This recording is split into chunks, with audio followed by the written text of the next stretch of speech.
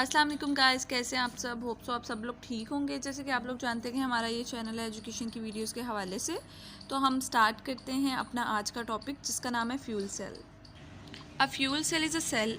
एक fuel cell वो cell होता है which converts the chemical energy of continuous supply of reactants. जो केमिकल एनर्जी होती है, जो हम सप्लाई करते हैं रिएक्टेंट को कंटिन्यूसली, उनकी जो केमिकल एनर्जी होती है इनटू इलेक्ट्रिकल एनर्जी, उसको इलेक्ट्रिकल एनर्जी में। Fuel is supply to one electrode and an oxidant.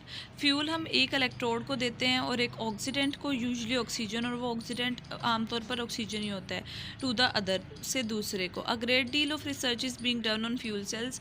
बहुत ज़्यादा रिसर्च की गई है फ्यूल सेल्स के बारे में, as they are promising source of energy for the future, क्योंकि ये ही चीज़ें हैं जिन पे हमारे फ्यूचर की सोर्स ऑफ एनर्जी डिपेंड कर रहा है। The American Gemini space probes and Apollo moon probes used hydrogen oxide fuel cells. The astronauts used the product of the reaction to supplement their drinking water. जो astronauts होते हैं वो use करते हैं इस रिएक्शन की प्रोडक्ट्स को अपने पीने के पानी की रिक्वायरमेंट को पूरा करने के लिए। स्ट्रीम ऑफ हाइड्रोजन के बारे में आगे हम पढ़ते हैं। Hydrogen diffuse through the porous cathode, that is nickel. Hydrogen diffuse करती है पोरस कैथोड से, जिसका नाम निकल होता है। When it comes into contact with electrolyte, जब वो एक इलेक्ट्रोलाइट के साथ कांटेक्ट में आती है, डेट इज़ KOH, जो उन्होंने इधर दिया हुआ है KOH। Potassium hydroxide, absorbed hydrogen is oxidize. जो एब्जॉर्ब हाइड्रोजन होती है हमारे पास, वो ऑक्सीडाइज हो जाती है। Electrons flow through an external circuit from cathode to anode. जो इलेक्ट्रॉन्स होते हैं वो फ्लो करते हैं एक्सटर्नल सर्किट के थ्रू, कैथोड से एनोड की तरफ। स्ट्रीम ऑफ ऑक्सीजन की बात अब हम करेंगे। Oxygen diffuses through a porous anode, that is nickel. Oxygen जो है वो डिफ्यूज़ करता है पोरस एनोड से, जिसका नेम होता है निकल।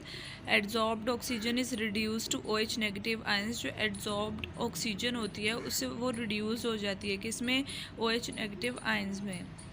अब जैसा कि अगर हम इस इक्वेशन को देखें तो इसमें हाफ ऑक्सीजन जो है ये वाटर के साथ रिएक्ट करके दो इलेक्ट्रॉन्स गेन करके हाइड्रोक्साइड दो आयंस बना रहा है, और ओवरऑल रिएक्शन जो कैरी आउट हो रहा है वो है 2H2 + O2 2H2। इस तरह वाटर बन रहा होता है हमारे पास। आगे हमने पढ़ना है अब इलेक्ट्रोलाइटिक कंडक्शन। इलेक्ट्रोलाइटिक कंडक्शन में हम पढ़ेंगे electrolytic conduction and electronic conduction. जो अब हम इसमें थोड़ा सा डिफरेंस डिस्कस करेंगे इनका।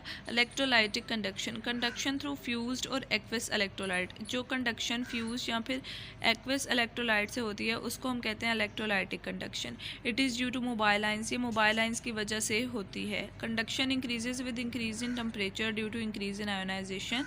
कंडक्शन इंक्रीज़ हो जाती है टेम्परेचर में इंक्रीज़ की वजह से और आयोनाइजेशन के इंक्रीज़ की वजह से।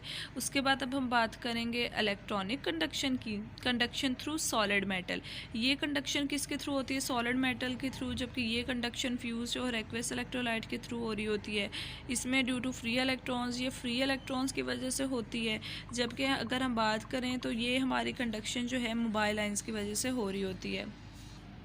Conduction decreases with increase in temperature, जिस तरह से टेम्परेचर इंक्रीज़ होता जाता है कंडक्शन जो है वो डिक्रीज़ होती जाती है, due to increase in oscillations of cations, क्योंकि हमारे पास जो कैटाइंस होती है उनकी ऑसिलेशन हो रही होती है। तो इस तरह से हमने ये डिफरेंस स्टडी किया कि इलेक्ट्रोलाइटिक कंडक्शन इलेक्ट्रॉनिक कंडक्शन में क्या डिफरेंस होता है।